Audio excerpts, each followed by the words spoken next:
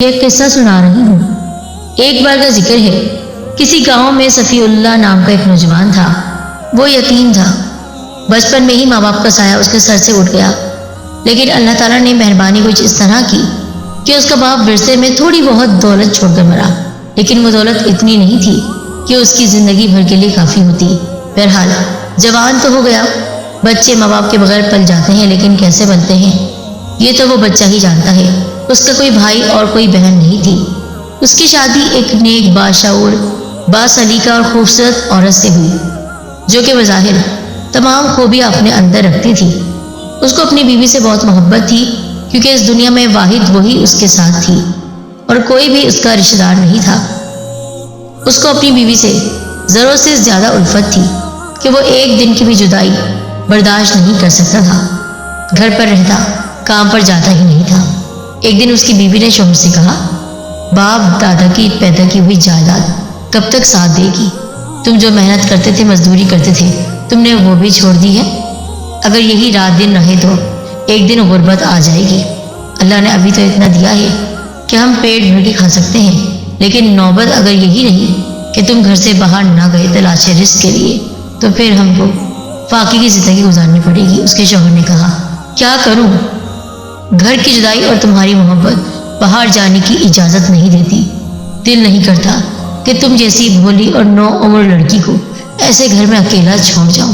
تم بہت ہی پاک باز، بہت ہی سیدھی ہو، تمہارے بغیر میں کہیں نہیں جاؤں گا۔ اس کی بیوی نے کہا، زمانے کا یہی دستور ہے کہ مرد کو باہر نکلنا پڑتا ہے تلاش معاش کے لیے، یعنی رزق کی تلاش کے لیے، روزی کی تلاش کے لیے۔ تمہارے جیسا خیال اگر ہر کسی کا ہو جائے تو دنیا بند ہو جائے، گھر میں دانا پانی آتا رہے تو اس طرح تو ہر کوئی گھر میں ہی بیٹھ جائے گا اور کوئی بھی محنت نہیں کرے گا۔ یہ نہیں ہے دستور دنیا کا، تمہیں باہر نکلنا پڑے گا۔ مگر وہ جوان کسی صورت بھی گھر چھوڑنے کو تیار نہیں تھا۔ اس کی بیوی نے ایک دن تدبیر سوچی۔ اس نے کہا کہ میں یہاں پر بہت ہی زیادہ پریشان ہوں اور میری خواہش ہے کہ تم اگر مجھ سے محبت کرتے ہو تو میرے لیے کم از کم 1 سال کے لیے تم اس گاؤں کو چھوڑ دو۔ تمہیں کہاں جاؤں؟ تمہارے بغیر تو میں گھر سے نہیں نکلتا، تم گاؤں کو چھوڑنے کی بات کر رہی ہو۔ دیکھو، اگر تمہیں سچ میں مجھ سے محبت ہے اور تم محبت کے اتنے زیادہ دعوے کرتے ہو تو بس تمہیں میری خواہش پوری کرنا پڑے گی۔ اس نے اپنے طور پر آخرانہ گفتگو کی تھی۔ جب اس نے محبت کا واسطہ دیا اور یہ کہا کہ ثابت کرو تمہیں مجھ سے کتنی محبت ہے، تو اس نے کہا، ٹھیک ہے، تمہاری محبت میں گھر سے نہیں نکلتا تھا، لیکن تمہاری ہی محبت میں اپنے اس گاؤں کو چھوڑ کر شہر چلا جاتا ہوں تاکہ تمہاری خواہشات کو پورا کر سکوں۔ بیوی بہت خوش ہوئی۔ چلو کسی طرح یہ باہر جانے کے لیے تیار تو ہوا۔ غرض کہ وہ گاؤں چھوڑ کر 1 سال کے لیے شہر چلا گیا۔ بیوی نے فیصلہ کر تو لیا تھا کہ اپنے شوہر کو اس نے گھر سے باہر بھیج دیا، لیکن ایک دن بھی نہیں گزرا تھا کہ اس کے دل میں خواہشات پیدا ہونے لگی کہ میرا شوہر نہیں ہے اور میں تنہائی کی آگ میں جل رہی ہوں۔ میں ایک دن نہیں گزار پا رہی، پورا سال کیسے گزاروں گی؟ غرض کہ یہ تو میں نے ہی اسے مشورہ دیا تھا اور مجھے اس بات پر اب صبر کرنا پڑے گا۔ اب پورا 1 سال اس نے نہایت ہی صبر و تحمل سے گزارا، پر وہ تھی تو ایک عورت ہی، اور ایک مرد اور عورت کے اندر نفسانی خواہش نہ ہو یہ ممکن نہیں ہے۔ پر نفسانی خواہش کے لیے اگر شیطان آپ کو بہکائے تو آپ کو بہکنا نہیں ہے۔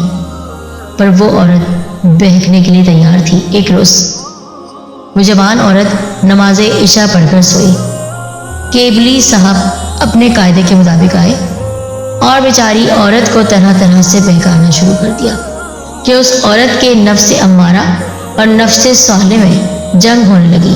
نفس امارہ وہ خواہش ہے کہ جو آپ کو ہر برا کام کرنے کے لیے بھڑکاتی ہے، جو کہتی ہے کہ تمہاری خواہش ہے، ارے چھوٹی سی خواہش ہے، اس کو پورا کر لو، کیا چلا جائے گا اگر تم اپنی خواہش کو ترجیح دو گی۔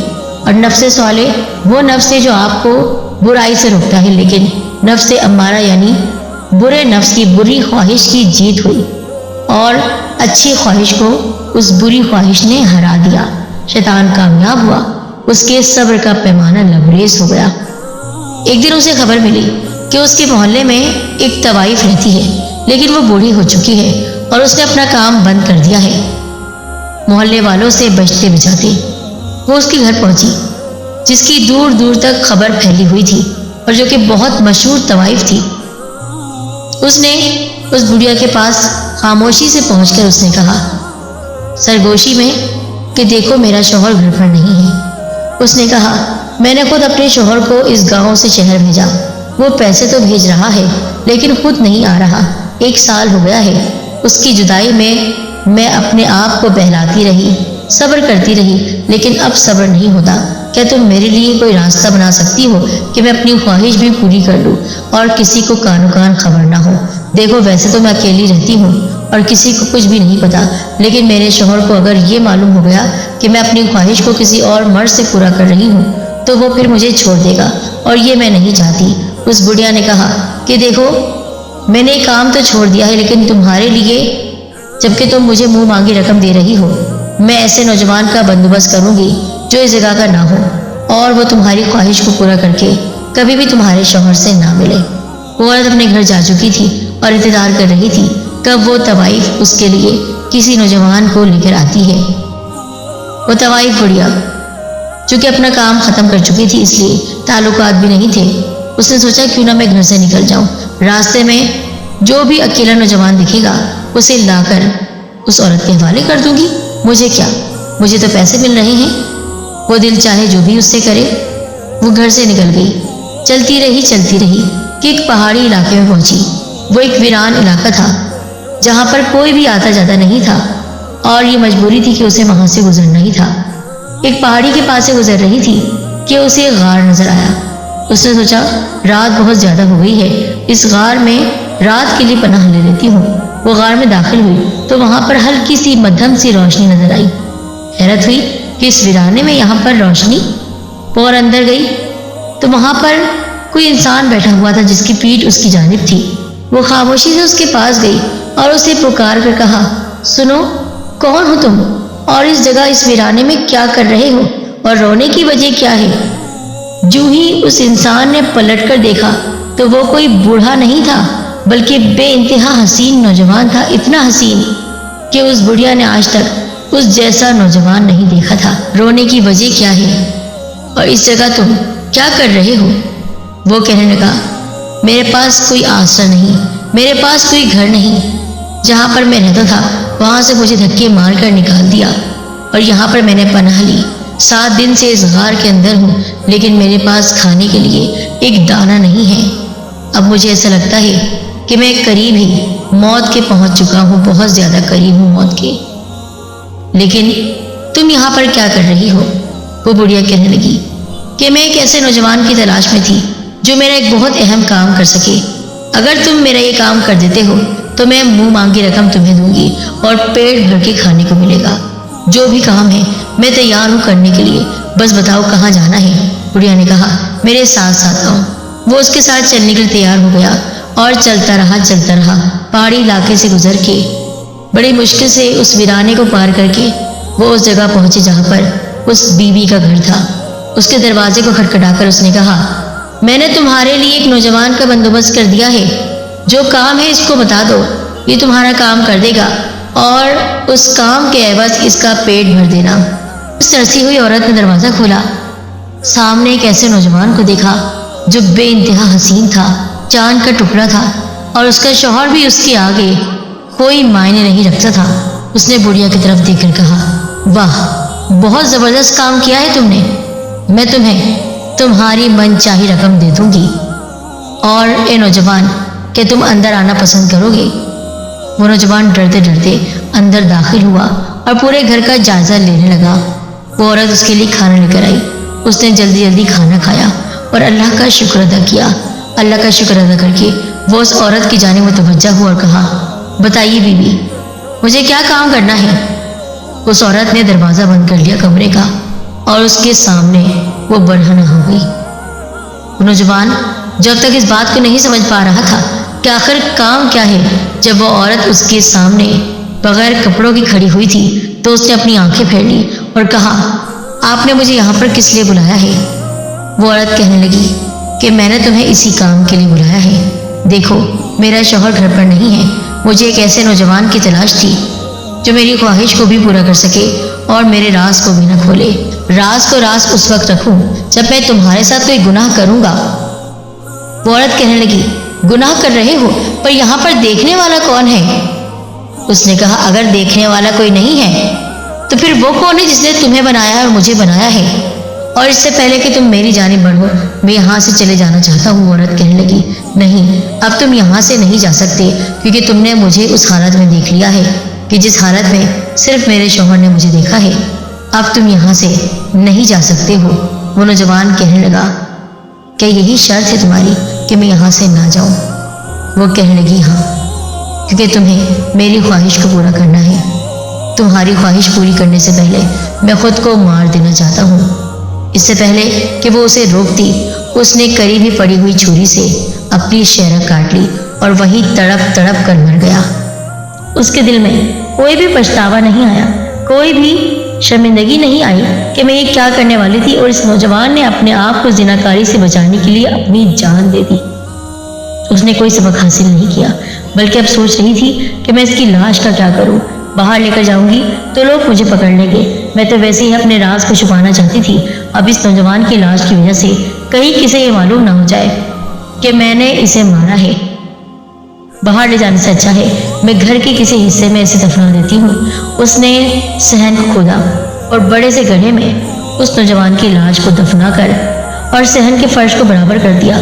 اپنے کمرے میں آ کر وہ بیٹھی اور اس نوجوان کو کوس رہی تھی۔ بے وقوف نوجوان تھا اور سوچنے لگی کہ میری خواہش تو پوری نہ ہوئی، کیا میں اسی طرح خود ترسی کی زندگی گزاروں گی؟ کیا میری پیاس بجھانے کوئی بھی نہیں آئے گا؟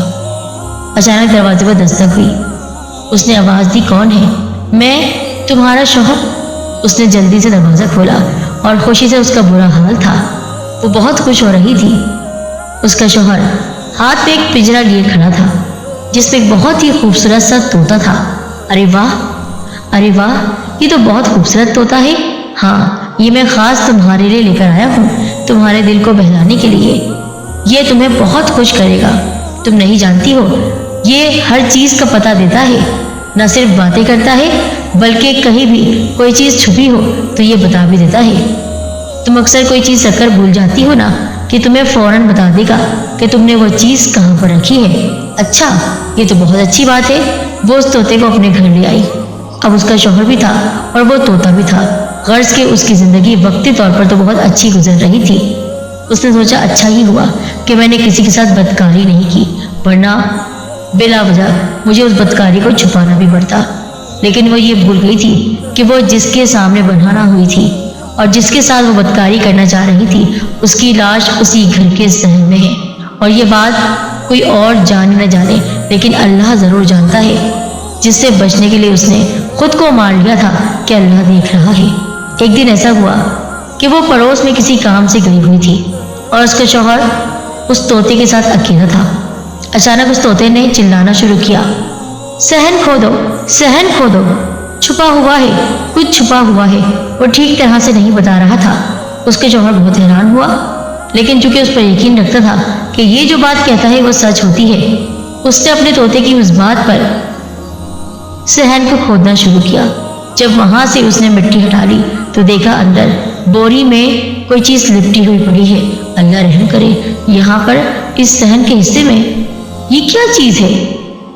اس نے جلدی سے اس بوری کو باہر نکالا اور جیسے ہی اس بوری کو کھولا، وہاں پر لاش تھی، لیکن وہ گلی سڑی لاش تھی۔ وہ پہچان نہیں پایا وہ لاش کس کی ہے۔ اب تو راز کھل چکا تھا، طوطے نے راز کھول دیا تھا۔ بیوی سے پوچھنا تھا یہ کون ہے۔ اس نے فوراً اپنی بیوی کو بلایا اور کہا، بتاؤ یہ کون ہے اور اس صحن میں کیا کر رہا ہے؟ اگر تم مجھے سچ نہیں بتاؤ گی تو میں تمہیں جان سے مار دوں گا اور تمہیں اسی جگہ دفنا دوں گا۔ ڈر کے مارے اس نے اکل دیا کہ آپ 1 سال تک گھر نہ آئے تو میرے دل میں شہوت کا جذبہ ابھرا۔ تم نے میری غیر موجودگی میں بدکاری کا کام کرنا چاہا۔ مجھے افسوس کہ تمہاری یاد میں شہر میں ایک پل نہ گزار سکا۔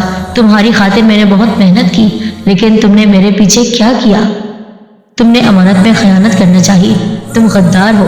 میں تمہیں اپنی بیوی نہیں مانتا اور اسی وقت تمہیں طلاق دیتا ہوں۔ اس نے اسے طلاق دی اور گھر سے باہر نکال دیا، اور وہ وہاں سے روتی پیٹتی بے آسرا بے آبرو ہو کر چلی گئی۔ اس راز کو چھپانا چاہتی تھی، اس راز کو کھول دیا اس طوطے نے۔ ساتھیوں، ہم اپنی خواہشات کو پورا کرنے کے لیے یہ نہیں دیکھتے کہ ہم حلال کام کر رہے ہیں یا حرام کاری کر رہے ہیں۔ اللہ تعالیٰ ہمیں گناہ